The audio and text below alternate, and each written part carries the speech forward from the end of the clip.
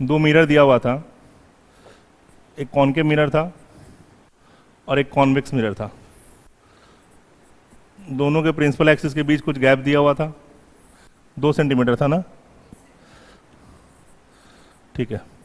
और दोनों का फोकल लेंथ है, इसका फोकल लेंथ 20 और इसका भी 20 ही था, हाँ ओके। और ऑब्जेक्ट रखा हुआ था 30 पे, ओके। और इन दोनों के बीच का गैप 90 सेंटीमीटर, चलो ठीक है। तो शुरू करेंगे। मान लेंगे यहाँ पे ऑब्जेक्ट, और हमने कहा था कि पहला रिफ्लेक्शन लेना किस मिरर पे है, M1 पे, और ये हमारा M2 था। पहला रिफ्लेक्शन इस मिरर पे कंसीडर करते हुए दो रिफ्लेक्शन के बाद इमेज फॉर्मेशन की बातें करनी थी, ठीक है। तो फर्स्ट रिफ्लेक्शन हमेशा हम लोग कंसीडर किस पे करेंगे, इस पे, जैसा क्वेश्चन में मेंशन किया गया। ऐसा नहीं है कि ये रिफ्लेक्शन इस पे होगा, नहीं। ऑब्जेक्ट है, ये हर डायरेक्शन में लाइट को भेज रहा होगा, तो कुछ लाइट इस पे गिरेगा तो इस पे भी डायरेक्टली रिफ्लेक्शन होगा, बट हमें क्वेश्चन में बोला गया कि पहला रिफ्लेक्शन कराना है यहाँ पे, ठीक है। वो दिक्कत, तो स्टार्ट करेंगे। तो अगर ऑब्जेक्ट डिस्टेंस की बात करेंगे और इसके सॉल्यूशन की बात कर लें, तो फर्स्ट रिफ्लेक्शन को लेना है कहाँ पे, कॉनकेव मिरर पे। कॉनकेव मिरर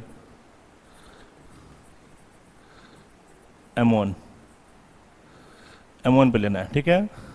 तो इसके लिए ऑब्जेक्ट डिस्टेंस हो जाएगा कितना, 30 सेंटीमीटर है, -30 ले क्या, क्योंकि रे अगर इस तरह से इंसिडेंट होगा तो इंसिडेंट रे का डायरेक्शन पॉजिटिव, तो ये कैसा बनेगा, नेगेटिव बनेगा ना।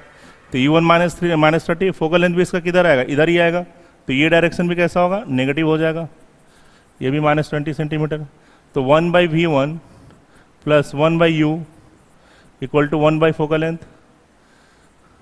यहाँ से सॉल्व करेंगे, 1/V1 का वैल्यू आएगा 1/30 - 1/20, एलसीएम ले लेंगे 60 हो जाएगा, 2 - 3, तो फिर V1 का वैल्यू आएगा यहाँ से -60 सेंटीमीटर।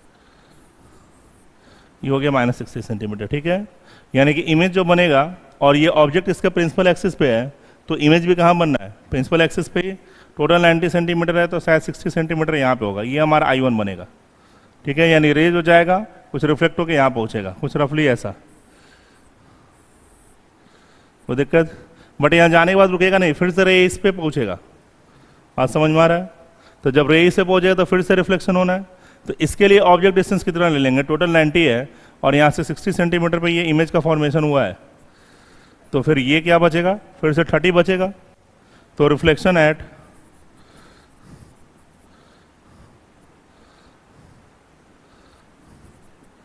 कॉन्वेक्स मिरर,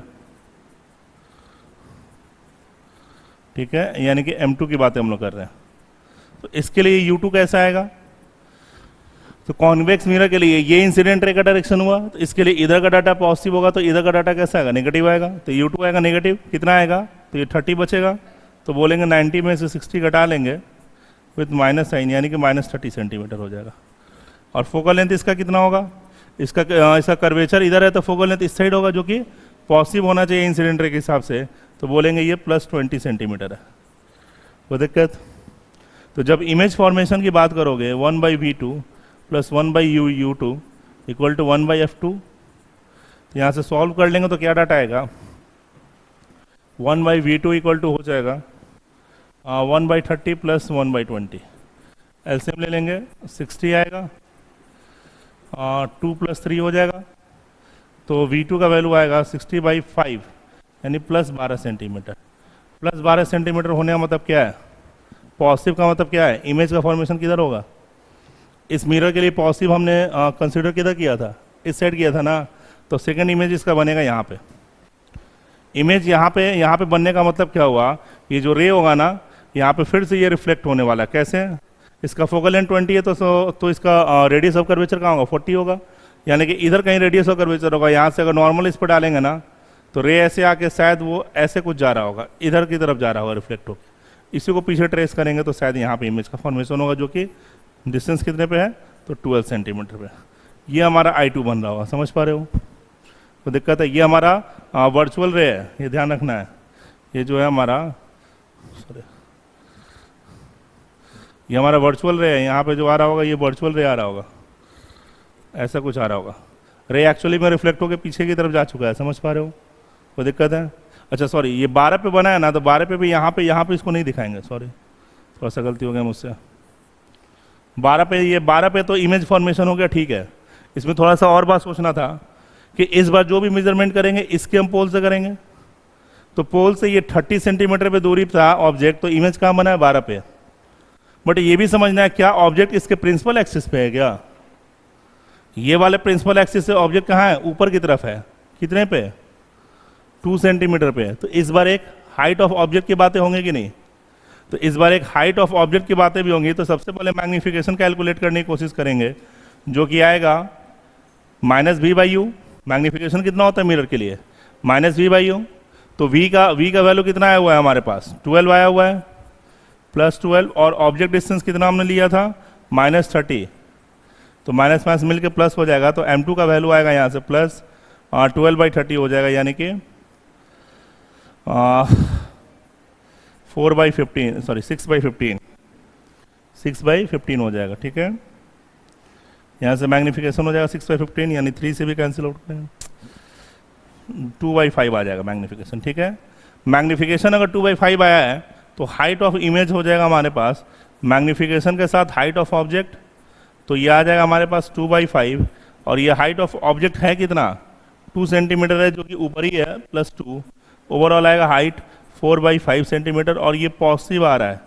पॉजिटिव आने का क्या मतलब हुआ? ये पॉजिटिव आने का क्या मतलब हुआ? पॉजिटिव आने का क्या मतलब हुआ कि प्रिंसिपल एक्सिस से ऊपर ही इमेज का फॉर्मेशन होना है। प्रिंसिपल एक्सिस के ऊपर ऑब्जेक्ट था, तो इमेज भी कहाँ बनेगा? ऊपर में ही। और कितने हाइट पे? तो 4/5 पे। तो ठीक है, डिस्टेंस तो इतना रखना है ही, ये 12 तो रखना है ही, बट 12 में भी कहाँ रखेंगे हम लोग? थोड़ा सा ऊपर रखेंगे, यानी कि शायद यहाँ कहीं इमेज का फॉर्मेशन होगा, ठीक है।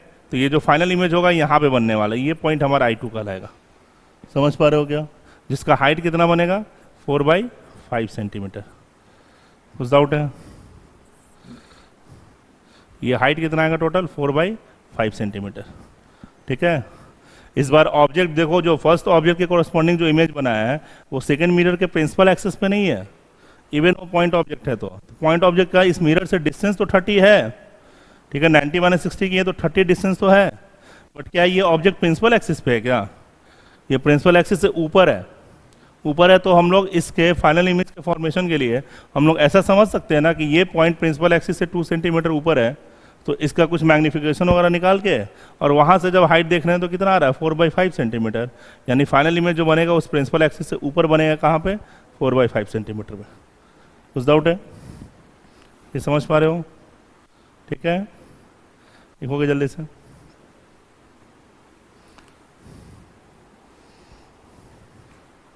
डिस्टेंस की हम लोग बात करेंगे तो हमें ये देखना है कि ऑब्जेक्ट इस मिरर से है कितनी दूर, ठीक है। तो ये समझ में आ रहा है कि फर्स्ट रिफ्लेक्शन के बाद इमेज का फॉर्मेशन यहाँ हो रहा है, जो कि इस मिरर के पोल से 60 सेंटीमीटर की दूरी पे है, और इन दोनों मिरर के बीच का डिस्टेंस दिया गया 90 सेंटीमीटर। तो निश्चित रूप से इस पॉइंट, इसके पोल से इस पॉइंट का प्रिंसिपल एक्सिस के लॉन्ग डिस्टेंस आएगा 30 सेंटीमीटर। बट वो 30 पॉजिटिव लेंगे कि नेगेटिव लेंगे? तो साइन कन्वेंशन के समय ये बातें डिसाइड की गई थी कि direction of incident ray should be taken as positive. तो फर्स्ट मिरर का जो रिफ्लेक्टेड रे रहेगा वो सेकेंड मिरर के लिए कैसा हो जाएगा? इंसिडेंट रे की तरह बिहेव करेगा कि नहीं? तो इस मिरर के हिसाब से ये इंसिडेंट रे का डायरेक्शन हुआ, यानी कि पोल से इस डायरेक्शन, यानी इधर के डायरेक्शन को हमें पॉजिटिव लेना है और इधर के डायरेक्शन को नेगेटिव लेना है। तो 30 सेंटीमीटर तो डिस्टेंस हो गया, बट विथ माइनस साइन, ठीक है। और जब हम लोग कॉन्वेक्स मिरर के फोकल लेंथ की बात कर रहे हैं, जो कि उस साइड आ रहा है, उसे हमें पॉजिटिव लेने की जरूरत है, ठीक है। कुछ डाउट है यहाँ तक? ठीक है, एक दो डाउट आया हुआ है, जरा हम लोग उसको देख लेते हैं। दो छोटे छोटे डाउट है, इसको थोड़ा डिस्कस करेंगे। हो गया ये? हटाएं, जल्दी करोगे।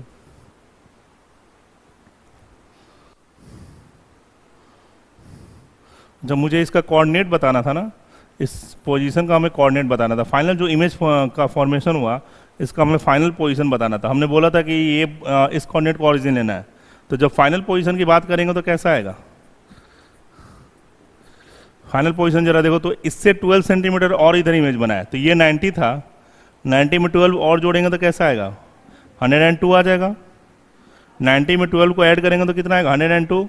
और चूंकि वो ऑरिजिन था तो ऑरिजिन से इस साइड की बात करेंगे तो नेगेटिव ले लेंगे, तो -102 हो जाएगा। और जब हाइट की बात करेंगे, ये टोटल है 2 सेंटीमीटर, जिसमें से ये हाइट है 4/5 सेंटीमीटर, तो ये हाइट कितना आएगा 2 - 4/5, 2 - 4/5, तो ये टोटल आ जाएगा 6/5। 6/5 किधर की तरफ आ रहा है, नीचे की तरफ आ रहा है, इस प्रिंसिपल एक्सिस से नीचे है, यानी ऑरिजिन से नीचे होगा, तो वाई में भी कोऑर्डिनेट कैसा ले लेंगे, नेगेटिव, तो आएगा -6/5। समझ में आ रहा है क्या, ये डाटा आएगा हमारा 6/5। ठीक है, तो फाइनल पोजीशन जब पूछा जाए तो कोऑर्डिनेट सिस्टम हम लोग आराम से यूज कर पाएंगे। ठीक है,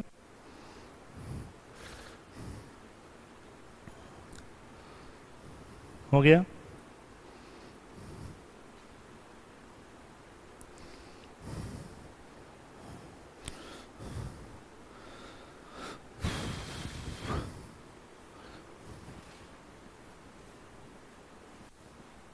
हो गया, ठीक है। नेक्स्ट क्वेश्चन जरा देखते हैं, एक दो डाउट है उसको कंसीडर करेंगे। बोला गया दो प्लेन मिरर है are inclined to each other, दो प्लेन मिरर है जो कि एक दूसरे के साथ इंक्लाइंड है। ठीक है, सच दैट ए रे of light incident on first mirror, मान लेते हैं ये हमारा M1 है, ये M2 है, ray of light incident on first mirror and parallel to second, इस मिरर के पैरेलल एक रे को हम लोग इंसिडेंट कराते हैं। ठीक है, इस मिरर के पैरेलल एक रे को हम लोग इंसिडेंट करा लेते हैं। चलो रे मान लेते हैं ऐसे पैरेलल इंसिडेंट हुआ है। ठीक है, parallel to second is reflected from the second mirror parallel to the first mirror. Two plane mirror are inclined to each other such that a ray of light incident on the first mirror and parallel to the second is reflected from the second mirror parallel to the first mirror। यानी कि अगर रे यहाँ पे जब incident हो रहा है और फिर रिफ्लेक्ट होके जा रहा है तो बोला जा रहा है कि ये बिल्कुल इसके पैरेलल हो गया, फर्स्ट मिरर के ये बिल्कुल पैरेलल हो गया। सेकेंड मिरर से रिफ्लेक्शन के बाद ये रे पैरेलल हो गया फर्स्ट मिरर के। एंगल बिटवीन टू मिरर पूछा गया, यानी एंगल थीटा पूछा गया। ठीक है, समझ पा रहे हो। तो यहाँ पे बहुत सारा इंफॉर्मेशन ऑलरेडी हमें दिया हुआ है, और ऑलरेडी हमने दो मिरर अगर एक सर्टेन एंगल पे हो तो नेट डेविएशन को भी हमने डिस्कस किया था, याद है कितना आया था डेविएशन, डेल्टा का वैल्यू याद है कुछ? हाँ, वो तो हर इंसिडेंट एंगल के लिए होता है। 180 - 2y आया हुआ था, 360 - 2 थीटा आया होगा। 360 क्या आया था, देखोगे कॉपी में तो कराया हुआ है, 2 थीटा आया हुआ है। अगर ये एक्सप्रेशन याद है तो 360 - 2 थीटा पहले हम लोग फॉर्मूला से यूज़ करके देखते हैं, बाद में हम लोग डायरेक्टली इसको सॉल्व करके भी देखेंगे। अगर दो मिरर किसी भी एक सर्टेन एंगल थीटा के साथ इंक्लाइंड है तो उसके इसमें जो टोटल डेविएशन की बातें होती हैं वो 360 - 2 थीटा के बराबर होगा। ठीक है, और जब हम लोग टोटल डेविएशन की बात करेंगे, ये इंसिडेंट रे हुआ और ये फाइनल रे गया, तो जब डेविएशन की बात करोगे तो इस टोटल एंगल की बातें करेंगे हम लोग। डेविएशन में जब हम डेल्टा की बात करेंगे तो ये इंसिडेंट रे और ये फाइनल रे जो जा रहा है इसके बीच के इस एंगल की बात करेंगे। क्यों? क्योंकि ये रे हमारा इंसिडेंट हुआ है, सोचो जरा थोड़े समय के लिए, ये हमारा फर्स्ट वाला रिफ्लेक्टेड रे था, यानी फर्स्ट वाला रिफ्लेक्टेड रे ये था, उसके इसमें रे जा रहा था ऐसे और गया है ऐसे, तो फिर ये वाला हिस्सा हमारा डेविएशन का लाना चाहिए कि नहीं? ये हो गया हमारा फर्स्ट वाले मिरर पे डेविएशन। ठीक है, यानी इसे हम लोग डेल्टा 1 बोल सकते हैं। और फिर से रे ऐसे आया और गया इधर है, यानी रे ऐसे आ रहा था और चला गया ऐसे, तो ये हिस्सा हमारा डेल्टा 2 कहलाएगा कि नहीं? तो ये डेल्टा 1 ये डेल्टा 2 मिला के टोटल ये डेल्टा कहलाएगा कि नहीं?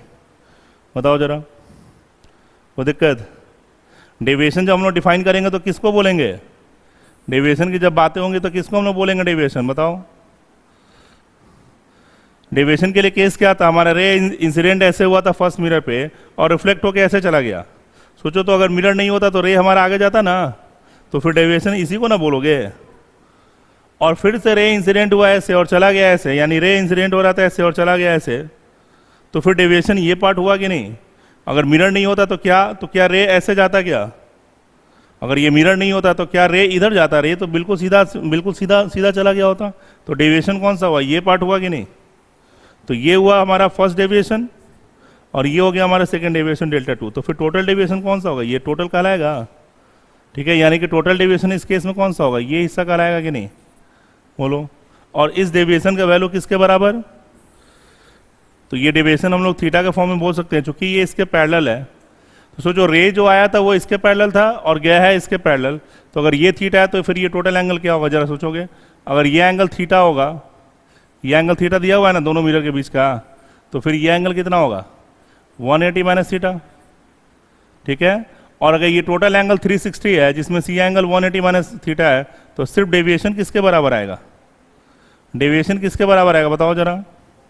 ये एंगल थीटा था, मैंने यहाँ से ये कंक्लूजन निकाला कि ये एंगल आएगा 180 माइनस थीटा, और ये एंगल डेविएशन है, तो डेविएशन प्लस 180 माइनस थीटा ये मिल के किसके बराबर हो जाएगा 360 के बराबर हो जाएगा, बोलो।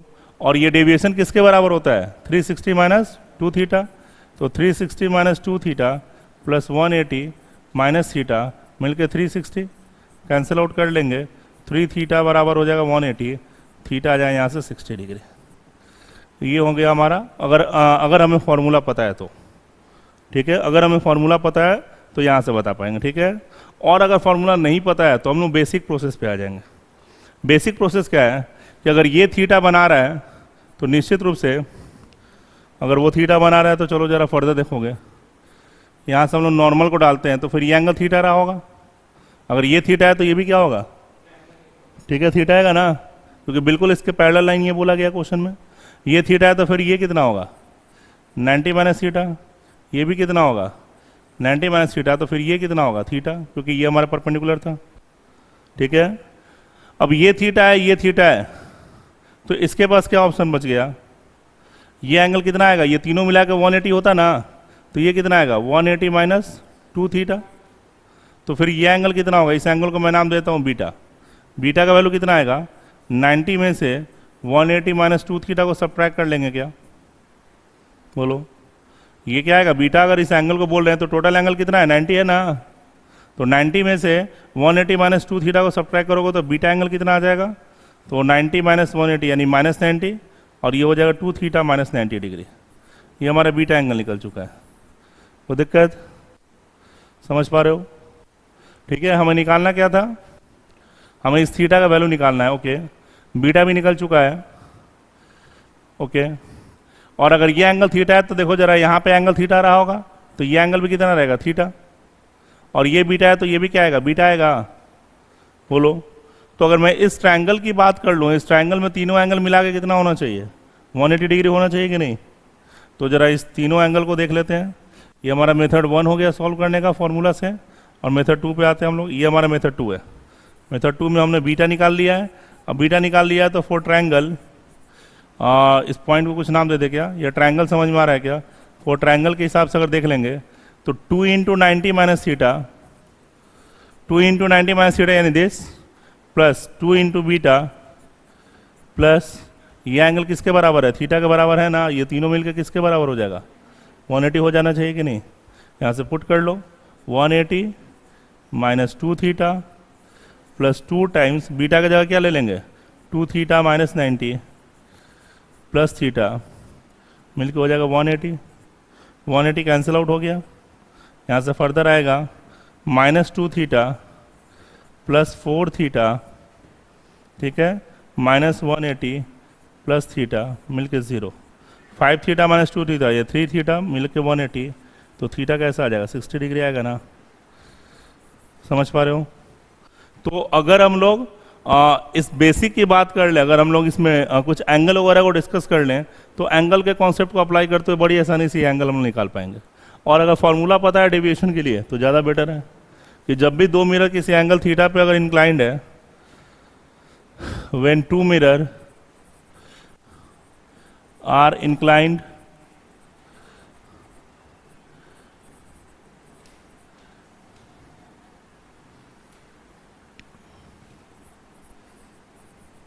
एट एंगल थीटा, उस समय हम बात करेंगे तो नेट डेविएशन का वैल्यू आता है 360 माइनस 2 थीटा, ठीक है।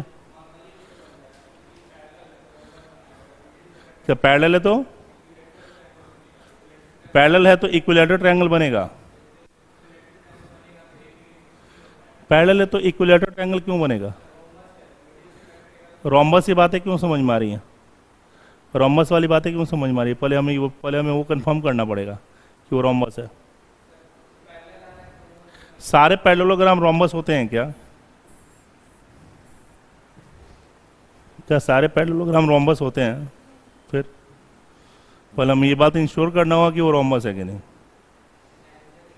हाँ, तो पहले हम ये बात समझेंगे तब तो। पहले हम लोग इस बात को कंफर्म करेंगे कैसे कि वो रोम्बस है। ऐसे थोड़े होता है, ऑप्शन में और भी एंगल होंगे, 30 डिग्री, 60 डिग्री, 45 और 75, 4 ऑप्शन दिए हुए हैं। कैसे कैसे मतलब ये बातें हम लोग कंक्लूड करेंगे कैसे?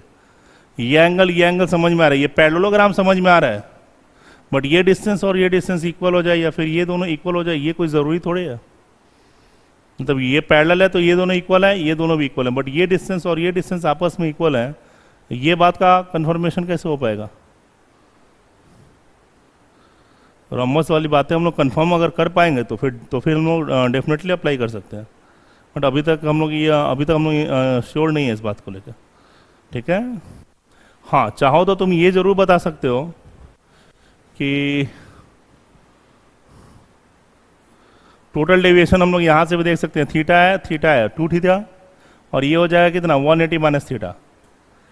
ठीक है, तो टोटल आ जाएगा डेविएशन कितना 180 प्लस थीटा। तुम ये भी कर सकते हो कि यहाँ से यहाँ तक का टोटल डेविएशन निकाल लो, तो 360 में से अगर इसको घटाएंगे तो आएगा 180 प्लस थीटा, और 180 प्लस थीटा में एक डेविएशन यहाँ दिखा लें, दूसरा डेविएशन यहाँ दिखा लें, तो भी ये संभव है बताना।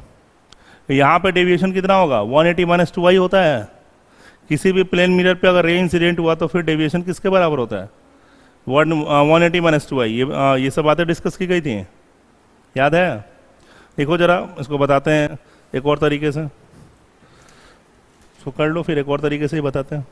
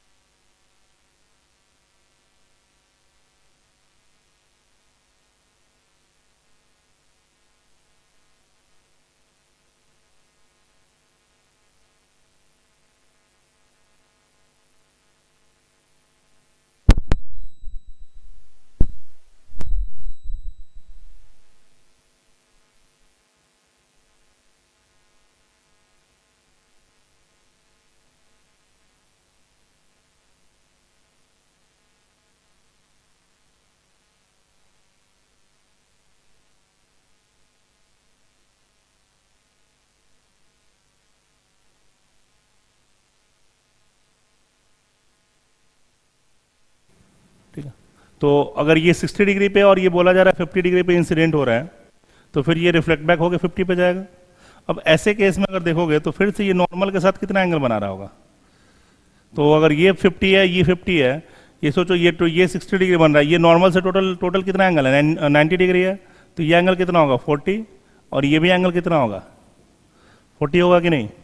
नॉर्मल के साथ अगर ये मिरर 90 डिग्री बना रहा है जिसमें से 50 हो गया एंगल ऑफ रिफ्लेक्शन, तो ये एंगल कितना आएगा 40 होगा ना। और अगर ये 40 है, ये 60 हो गया, ये 40 हो गया, तो ये एंगल कितना आएगा 80 डिग्री। और अगर ये 80 हुआ तो ये नॉर्मल के साथ कितना एंगल बना रहा होगा 10 डिग्री। और अगर 10 डिग्री है तो रिफ्लेक्ट बैक होके भी फिर कितने से जाएगा 10 से ही जाएगा क्या, बोलो। ये रिफ्लेक्ट बैक होके ये कितने से जाएगा 10 डिग्री से जाएगा ना। ये भी 10 हो गया और ये भी 10 डिग्री हो गया, समझ पा रहे हो ना। कोई दिक्कत। हमसे पूछा गया है कि ये जब सेकेंड मिरर पे वापस से गिरेगा तो बताओ जरा इसका एंगल ऑफ इंसिडेंस कितना होगा। ये आई का वैल्यू पूछा गया। तो एंगल ऑफ इंसिडेंस निकालने के लिए क्या करना है जरा देखो तो। ये टोटल अंदर का एंगल कितना हो गया 20 डिग्री हो गया, ये 20 हो गया, और ये टोटल एंगल कितना है। बेसिकली मैं ट्रायंगल की बात कर रहा हूँ ए बी, और ये पॉइंट को मैं सी उठा ले रहा हूँ। For triangle A B C देख लें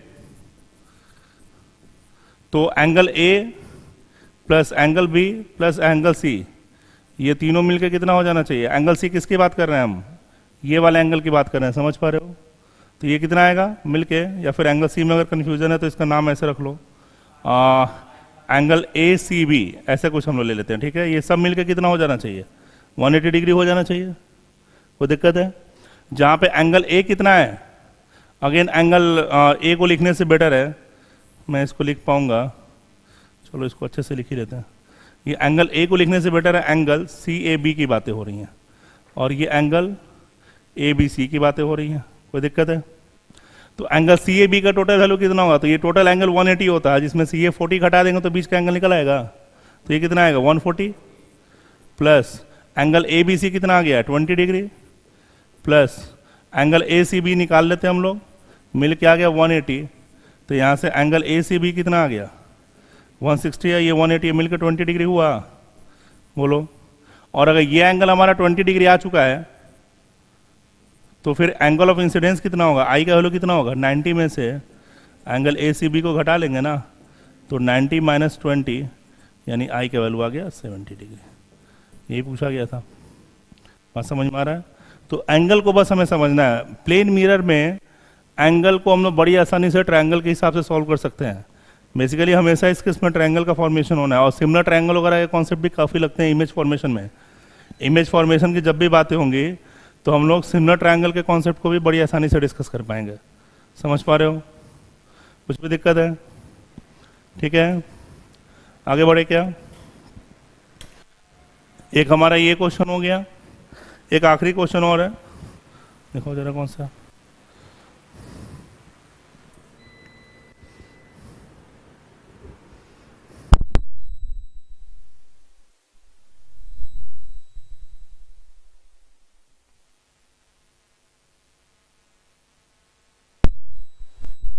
थिकनेस कुछ दिया हुआ है, ठीक ठाक ग्लास का थिकनेस है, ये थिकनेस है, बात समझ में आ रहा है। shows a number of image of the filament of an electric bulb, number of image of an filament of an electric bulb की बातें हो रही है।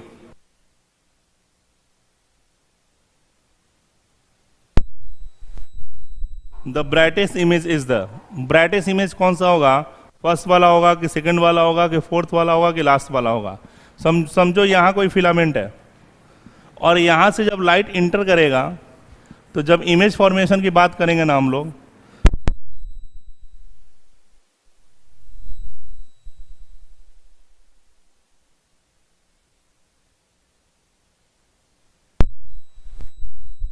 जब रे रिफ्लेक्ट होके वापस आ रहा होगा तो इस सरफेस पे दोबारा से ट्रांसमिशन और रिफ्लेक्शन की बातें होती हैं। हर सरफेस के बारे में सोचोगे, अगर हम लोग ग्लास के बारे में आगे हम लोग डिस्कस करेंगे रिफ्रैक्शन प्रोसेस वगैरह को, कि जब भी कोई रे अगर किसी सरफेस पे इंसिडेंट होता है तो ठीक है ट्रांसमिशन हो रहा है यानी कि रिफ्रैक्शन प्रोसेस हो रहा है, बट इसमें पार्शियल रिफ्लेक्शन की भी बातें होती हैं। ये सुना है कभी।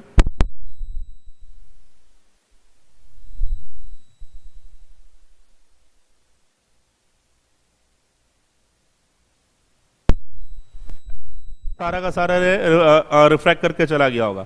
ऐसा नहीं होता है, कुछ पार्शियल रिफ्लेक्शन ज़रूर होता है।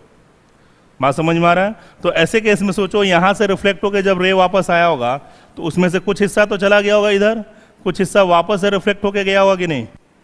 और जब ये गया होगा तो यहाँ पे मिरर पे फिर से गिरा है, फिर से रिफ्लेक्शन प्रोसेस कर रहा है, तो वापस से इसके लिए इमेज का फॉर्मेशन करेगा कि नहीं। बात समझ में आ रहा है? तो जब इमेज फॉर्मेशन की बातें होंगी, इमेज के ब्राइटनेस की बातें होंगी, तो ब्राइटनेस का डिसीजन किससे होता है? ब्राइटनेस जब हम बात कर रहे हैं तो इंटेंसिटी वगैरह की बातें हो रही हैं। इमेज के ब्राइटनेस की बात कर रहे हैं तो ये इंटेंसिटी से डिसाइड होता है। और बेसिकली जितना अमाउंट ऑफ लाइट किसी मिरर पे गिरेगा उतना ज़्यादा ब्राइटनेस बेटर होगा। हम लोग पहले डिस्कस किए थे कि एक छोटा मिरर ले लेते हैं और एक बड़ा सा मिरर ले लेते हैं, और दोनों केस में जब तुम खुद की इमेज को देखोगे तो बड़े वाले मिरर में तुम्हें अपना ब्राइटनेस ज़्यादा बेटर दिखाई देगा, क्योंकि अमाउंट ऑफ लाइट जो कि रिफ्लेक्ट हो रहा है मिरर से उसकी संख्या बड़े वाले मिरर में ज़्यादा होगी, तो वहाँ से ब्राइटनेस कैसा आएगा? बेटर आएगा।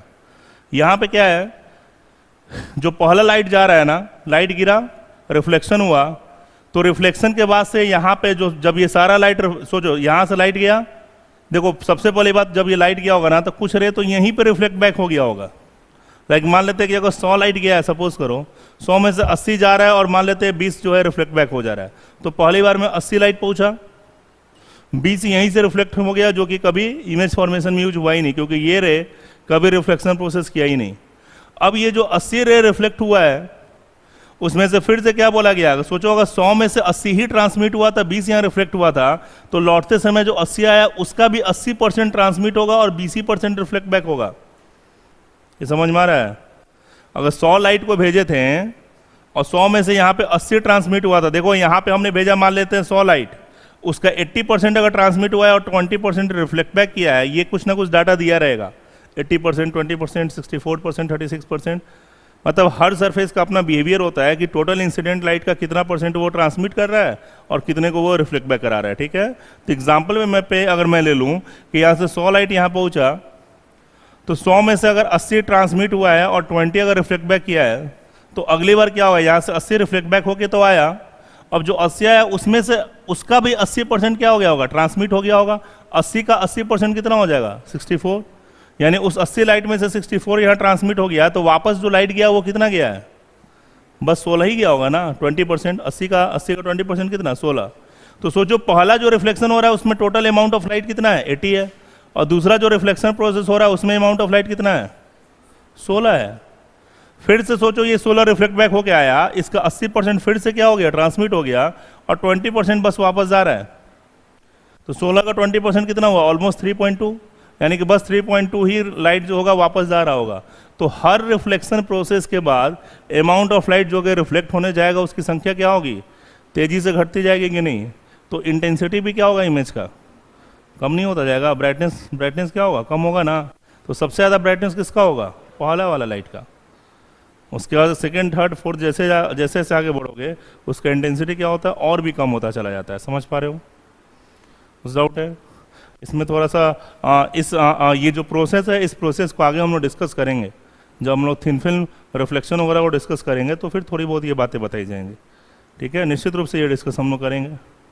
यहाँ तो कुछ भी डाउट है? आगे बढ़ें। ठीक है, तो नेक्स्ट टॉपिक हम लोग स्टार्ट करेंगे रिफ्रैक्शन। नेक्स्ट हम लोग स्टार्ट करेंगे रिफ्रैक्शन।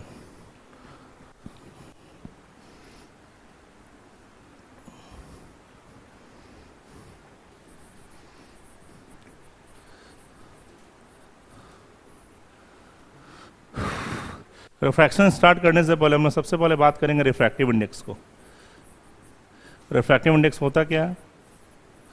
इन जनरल इसे हम लोग म्यू से प्रेजेंट करते हैं, कहीं कहीं एन से भी शो किया जाता है। रिफ्रैक्टिव इंडेक्स होता क्या है? Refractive index of any medium define कैसे करेंगे? कैसे डिफाइन होता है रिफ्रैक्टिव इंडेक्स किसी मीडियम का? हाँ बोलो, ठीक बोल रहे हो, बोलो क्या होता है? किससे किससे किससे किससे डिवाइड करेंगे? स्पीड ऑफ लाइट इन क्या? Refractive index of any medium ये डिफाइन करेंगे, it is the ratio of speed of light in vacuum to the speed of light in medium. समझ में आ रहा है क्या? वैक्यूम में जो लाइट की स्पीड होगी, अगर उससे हम लोग डिवाइड कर पाएँ speed of light in medium, तो ये हमारा कहलाता है refractive index of that medium. समझ पा रहे हैं हम लोग? Refractive index of that medium का value c by velocity of light in medium होगा। बात समझ में आ रहा है? कोई दिक्कत है? और चूंकि लाइट की स्पीड सबसे ज़्यादा होती है, तो रिफ्रैक्टिव इंडेक्स का वैल्यू हमेशा कैसा रहेगा? 1 या 1 से ज़्यादा रहेगा। फ्री स्पेस के लिए 1, अदरवाइज हमेशा वैल्यू उसका 1 से ज़्यादा रहेगा, क्योंकि वेलोसिटी ऑफ मीडियम कभी c से ज़्यादा बड़ा नहीं हो सकता है। बात समझ में आ रहा है? कोई दिक्कत है? तो डिफरेंट मीडियम के कोरस्पॉन्डिंग हम लोग रिफ्रैक्टिव इंडेक्स की बातें हम लोग कर सकते हैं। वहाँ से वेलोसिटी ऑफ मीडियम हम बड़ी आसानी से बता पाएंगे, जो कि c बाई म्यू के बराबर होगा। ठीक है? कोई दिक्कत है? तो ये सिंपली स्पीड का रेशियो है। ये बताता है कि वैक्यूम में जो लाइट की स्पीड होगी, मीडियम में जो लाइट की स्पीड होगी, उसके रिस्पेक्ट में कितना ज़्यादा है। ठीक है? तो अगर वाटर के लिए रिफ्रैक्टिव इंडेक्स 4/3 ले ले, इसका मतलब हुआ कि वाटर में जो स्पीड है और जो लाइट में स्पीड है, लाइट की स्पीड लाइट के अंदर फ्री स्पेस के अंदर लाइट की जो स्पीड होगी, वो वेलोसिटी वाटर के अंदर जो लाइट की स्पीड होगी उसके रिस्पेक्ट में 4/3 टाइम्स हो जाएगी। ठीक है? 4/3 टाइम्स हो जाएगी। वाटर में जितनी लाइट की स्पीड होगी उसके रिस्पेक्ट में 4/3 टाइम्स ज़्यादा होगी वैक्यूम में। ठीक है? समझ पा रहे हैं? ये डाउट है? और ये रिफ्रैक्टिव इंडेक्स के लिए अगर हम लोग बात करें, आगे हम लोग डिस्कस करेंगे एक और इक्वेशन। रिफ्रैक्टिव इंडेक्स जो होता है, ये इन्वर्सली प्रोपोर्शनल टू लेमडा भी होता है। Lambda in the sense wavelength of light used.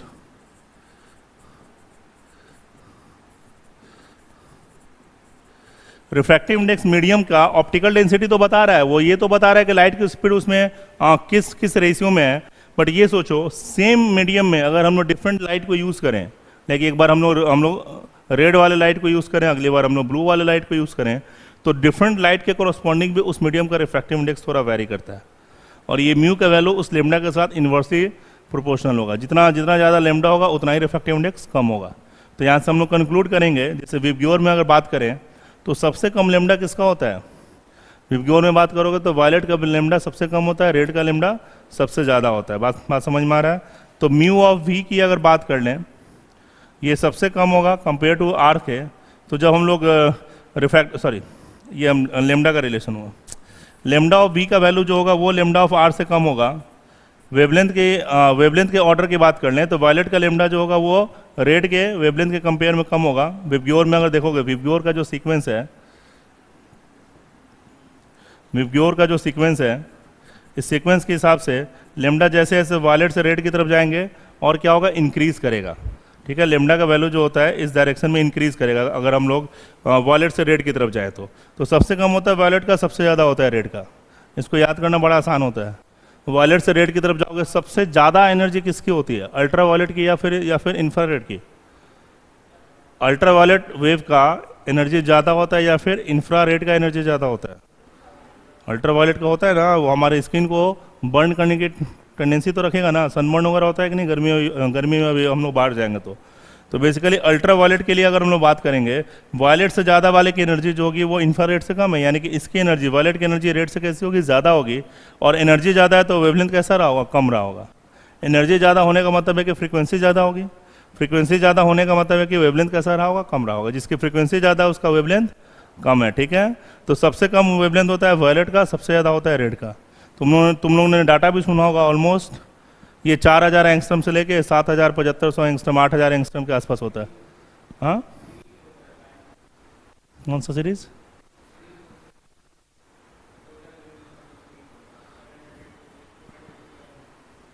Four 400 to 700, हाँ रफली ये हम लोग बोलते हैं कि 400 से 700 नैनोमीटर के आसपास इसका डाटा होता है रफली। ठीक है? तो सबसे कम होता है वायलेट का, सबसे ज़्यादा होता है लेमडा का। तो जब म्यू की बातें करेंगे तो वायलेट का सबसे ज़्यादा होगा और रेड का सबसे कम होगा। बात समझ में आ रहा है? ध्यान रखेंगे। ये इक्वेशन कॉचीज इक्वेशन से आता है, इसको हम लोग बाद में दोबारा भी डिस्कस करेंगे। जल्दी से लिखोगे इन सब बातों को।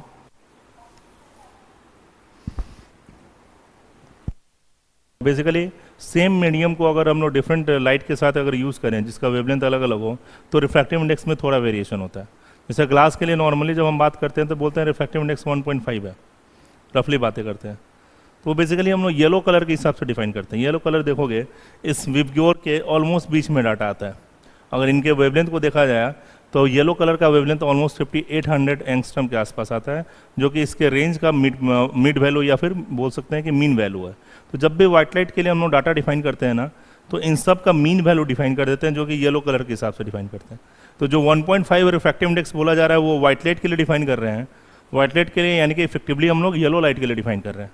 तो जैसे ही रेड और वायलेट की बात करोगे तो रेड और वायलेट के कॉरस्पॉन्डिंग इस म्यू के वैल्यू में थोड़ा वेरिएशन होगा। म्यू वी का वैल्यू सबसे बड़ा है और म्यू आर का वैल्यू सबसे कम होगा अगर हम लोग इस ऑर्डर में चले जाएं तो म्यू वी का वैल्यू 1.5 से थोड़ा ज़्यादा आता है, रफली 1.52 के आसपास आएगा। और रेड की जब बात करेंगे तो रफली ये 1.48 के आसपास आएगा। बात समझ में आ रहा है? और इन सब का मीन वैल्यू यानी कि एवरेज वैल्यू 1.5 के आसपास, जो कि येलो कलर के लिए है, और उसी को वाइट कलर की तरह हम लोग कंसिडर करते हैं। ठीक है, समझ पा रहे हैं हम लोग? इसको आगे हम लोग डिस्पर्सन और डिस्कस करेंगे तो वहाँ बातें करेंगे। पर जरा समझोगे, अगर म्यू यहाँ पे लेमडा के इन्वर्सली प्रोपोर्शनल है तो म्यू इंटू लेमडा किसके बराबर हो जाएगा? कोई कांस्टेंट हो जाएगा कि नहीं? तो यहाँ से हम लोग निकाल सकते हैं म्यू 1 लेमडा 1 बराबर म्यू 2 लेमडा 2। यानी किसी एक मीडियम का रिफ्रैक्टिव इंडेक्स और उसका लेमडा पता हो तो हम दूसरे मीडियम का रिफ्रैक्टिव इंडेक्स को अगर दे दें तो फिर दूसरे मीडियम में उस लाइट का वेवलेंथ कितना होगा ये बातें बता पाएंगे। समझ में आ रहा है? जैसे सपोज करो बोला जाएगा अच्छा रेड कलर है, उसका वेवलेंथ एक सर्टेन वैल्यू है फ्री स्पेस में यानी वैक्यूम में, तो वैक्यूम में पता है उसका लेमडा का वैल्यू, और बोला जाए जरा वाटर में बताओ उसका वेवलेंथ कितना होगा, तो वाटर का म्यू डालोगे तो उस मीडियम का लेमडा निकल आएगा। समझ में आ रहा है? तो लेमडा का वैल्यू, लाइट के वेवलेंथ की बात करें, ये वेवलेंथ मीडियम के साथ वेरी करता है। जब भी लाइट एक मीडियम से दूसरे मीडियम में इंटर करेगा तो वेवलेंथ का टर्म वेरी करेगा, क्योंकि लाइट जब एक मीडियम से दूसरे मीडियम में जाता है तो स्पीड वेरी करता है, ये तो पता है, स्पीड वेरी करता है। फ्रीक्वेंसी के बारे में क्या कहेंगे? जब भी लाइट एक मीडियम से दूसरे मीडियम में जा रहा हो या फिर कोई सा भी वेव एक मीडियम से दूसरे मीडियम में जा रहा हो, क्या उसकी फ्रीक्वेंसी चेंज होती है? फ्रीक्वेंसी एक ऐसी क्वांटिटी है जो कि चेंज नहीं होगी अगर हमारा वेव का मीडियम चेंज हो रहा हो तो। क्यों? फ्रीक्वेंसी हमेशा डिसाइड किससे होता है? फ्रीक्वेंसी हम लोग किसको डिफाइन करते हैं? नंबर ऑफ ऑक्सीलेशन पर सेकेंड। और नंबर ऑफ ऑक्सीलेशन पर सेकेंड वो कितना ऑक्सीलेशन एक सेकेंड में कर पा रहा है, ये डिपेंड करेगा कि हमारे सोर्स का ऑक्सीलेशन कैसा हुआ था, उस लाइट का या उस वेव का जो सोर्स था वो सोर्स कैसे ऑक्सीलेट कर रहा था, उससे डिसाइड होगा कि जो वेव एमिट हुआ है उसका फ्रीक्वेंसी कैसा है। इसको मीडियम से कोई लेना देना नहीं है, ये बात समझो। जिस सोर्स ने वेव एमिट किया है उस सोर्स के ऑक्सीलेशन से वेव की फ्रीक्वेंसी डिफाइन होनी है। जैसे मैं अभी बोल रहा हूँ, मेरा साउंड है, मेरी साउंड की कुछ फ्रीक्वेंसी होगी और वो फ्रीक्वेंसी इस बात से मायने नहीं रखेगी कि मैं ये एयर में बोल रहा हूँ या वैक्यूम में बोल रहा हूँ या फिर वाटर में जाके बोल रहा हूँ। उसकी फ्रीक्वेंसी यानी नंबर ऑफ ऑक्सीलेशन पर सेकंड डिसाइड होगा कि मेरे वोकल कॉर्ड का ऑक्सीलेशन कैसा हो रहा है। मैं जब बोल रहा हूँ तो मेरा ये वोकल कॉर्ड क्या हो रहा है? ऑक्सीलेट कर रहा है। सारे लोग ट्राई कर सकते हो, जब भी बोलोगे तो ये हिस्सा ऑक्सीलेट करता है, वाइब्रेट करता है। इसको छुओगे तो, इसको छूते समय बोलोगे तो ये तुम्हें वाइब्रेट करता हुआ बड़ी आसानी से रियलाइज होगा। और हर आदमी के का अपना अपना फ्रीक्वेंसी होता है। मेरा साउंड तुम्हारे साउंड से बिल्कुल डिफरेंट है, बड़ी आसानी से पहचान पाओगे। मैं अगर शायद बगल वाले रूम में खड़ा होकर बोलूँगा तो भी तुम्हें अगर सुनाई देगा, बड़ी आसानी से बता दोगे अच्छा ये तो ये आवाज़ तो उनकी है। क्यों? क्योंकि मेरा अपना एक फ्रीक्वेंसी होगा मेरे वोकल कॉर्ड का, और जिस फ्रीक्वेंसी से मेरा वोकल कॉर्ड ऑक्सीलेट हो रहा है, जो साउंड एमिट हो रहा होगा मेरे मुंह से, वो उसी फ्रीक्वेंसी के साथ ऑक्सीलेट करेगा।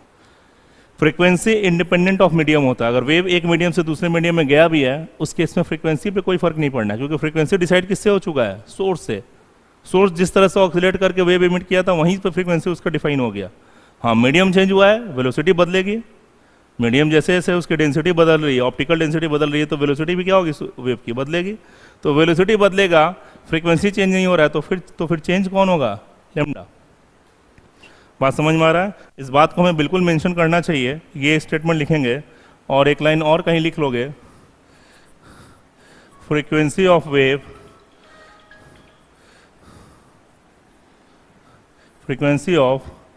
Wave does not change when its medium changes। समझ पा रहे हो क्या? कोई दिक्कत है? कुछ भी डाउट है? ठीक है, जल्दी से लिखोगे ये 2 लाइन। स्टेटमेंट ध्यान रखेंगे, ये स्टेटमेंट बड़ा इंपॉर्टेंट होगा। ठीक है, ये स्टेटमेंट ध्यान रखेंगे। ठीक है, क्वेश्चन डायरेक्टली आता है इससे। ठीक है, कॉज कॉज समझ में आ रहा है ना क्यों ऐसा हो रहा है? आगे बढ़े। नेक्स्ट हम लोग बात कर सकते हैं लॉ ऑफ रिफ्रैक्शन। तो लॉ ऑफ रिफ्रैक्शन में अगेन जैसे लॉ ऑफ रिफ्लेक्शन की बातें होती हैं उसी तरह लॉ ऑफ रिफ्रैक्शन होगा, जहाँ पे इंसिडेंट एंगल और रिफ्रैक्टिंग एंगल ये दोनों आपस में डिसाइड होता है स्नेल्स लॉ से। ठीक है, तो स्नेल्स लॉ हम लोग डिफाइन किसको करेंगे कि अगर कोई भी मीडियम है, कोई भी 2 मीडियम है μ1 और μ2, μ1 डिफाइन कर रहे हैं इंसिडेंट मीडियम को कि रे ऐसे कुछ इंसिडेंट हुआ है, और ये हो गया हमारा रिफ्रैक्टिंग मीडियम। अगर ये किसी एंगल आई से इंसिडेंट होकर आर से गया है तो स्नेल्स लॉ में डिफाइन करता है μ1 into sine I equal to होगा μ2 इंटू साइन आर, जहाँ पे μ1 और μ2 किसका मीडियम होगा? μ1 हो जाएगा इंसिडेंट वेव का मीडियम और μ2 हो जाएगा रिफ्रैक्टिंग वेव का मीडियम। ध्यान रहेगा, μ1 के साथ क्या ले रहे हैं? साइन आई। μ1 हमारा क्या हो गया? Incident ray medium. समझ में आ रहा है? जिस मीडियम से हमारा रे इंसिडेंट हुआ है उसके मीडियम की बात करेंगे। और μ2 किसका हो जाएगा? रिफ्रैक्टिंग रे। रिफ्रैक्टिंग रे जिस मीडियम में गया है उस मीडियम की बातें करेंगे। समझ पा रहे हो क्या? ठीक है, तो ये हमारा इंसिडेंट रे मीडियम हो गया और μ2 हो गया रिफ्रैक्टिंग रे मीडियम। ये दोनों एंगल आई और आर आपस में इस लॉ से डिफाइन होगा। μ1 साइन आई, यानी कि जिस मीडियम में इंसिडेंट रे है तो μ1 के साथ साइन आई इक्वल टू μ2 के साथ साइन आर। ये हमारा फर्स्ट लॉ हो गया रिफ्रैक्शन का। और सेकेंड लॉ फिर से क्या बोलेंगे? Incident ray normal and refracted रे all lie in same plane। कोई दिक्कत? ठीक है, तो ये स्नेल्स लॉ हो जाएगा। इसके बाद से हमें प्लेन सरफेस पर रिफ्रैक्शन स्टार्ट करना है, जो कि हम लोग नेक्स्ट क्लास में कंटिन्यू करेंगे। ठीक है, अभी स्टार्ट करेंगे तो नहीं हो पाएगा, 2 मिनट ही बचा हुआ है। तो अभी के लिए यहीं इसको कंप्लीट करके रखते हैं। नेक्स्ट क्लास से हम लोग प्लेन सरफेस रिफ्रैक्शन को डिस्कस करेंगे। ये लॉ ऑफ रिफ्रैक्शन हर जगह वैलिड है, चाहे वो प्लेन सरफेस हो, कर्व सरफेस हो, हर जगह। ठीक है, हर एक्सप्रेशन, हर जगह ये रिफ्रैक्शन का लॉ वैलिड होगा। और नेक्स्ट क्लास हम लोग कंटिन्यू करेंगे प्लेन सरफेस रिफ्रैक्शन। ठीक है, ओके।